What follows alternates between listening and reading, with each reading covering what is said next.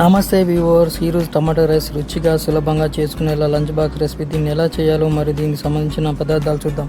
మంచిగా కడిగిన రైస్ 20 నిమిషాలు నానబెట్టాలి.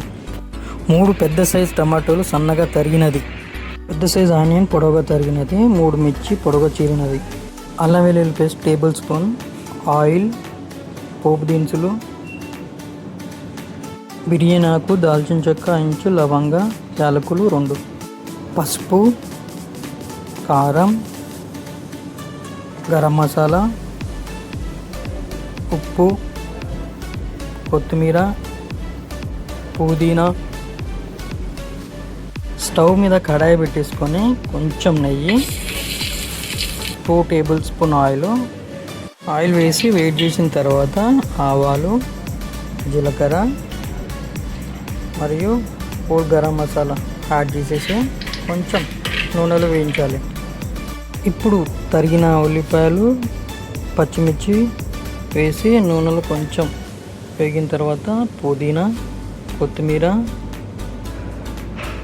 వేసి ఉల్లిపాయలు దూరగా మారే వరకు వేపండి. ఆ తర్వాత అల్లం వెల్లుల్లి పేస్ట్ పచ్చి వాసన పోయే వరకు 1 నిమిషం పాటు వేయించండి.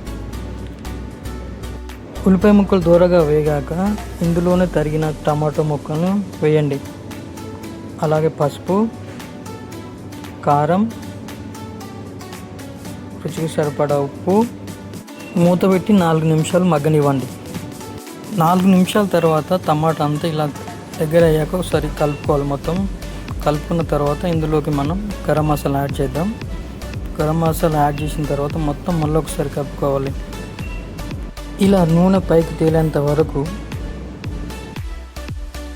టమాటో మసాలా బాగా మగ్గాక నానబెట్టిన బియ్యాన్ని నీళ్ళు లేకుండా వడగట్టుకొని టమాటో ముక్కలకి వేసి మసాలా అంతా బియ్యానికి పట్టేలా మెల్లగా 1 నిమిషం పాటు కలపండి. గ్లాస్ రైస్కి 2 గ్లాస్ వాటర్ యాడ్ చేయాలి. వాటర్ యాడ్ చేసిన తర్వాత అడగంటకుండా ఒకసారి కలుపుకొని సాల్ట్ చెక్ చేయాలి. సాల్ట్ అంతా పర్ఫెక్ట్ అయ్యాక 2 మినిట్స్ తర్వాత ఫైనల్గా గీ యాడ్ చేసి కొంచెం కొత్తిమీర యాడ్ చేయండి.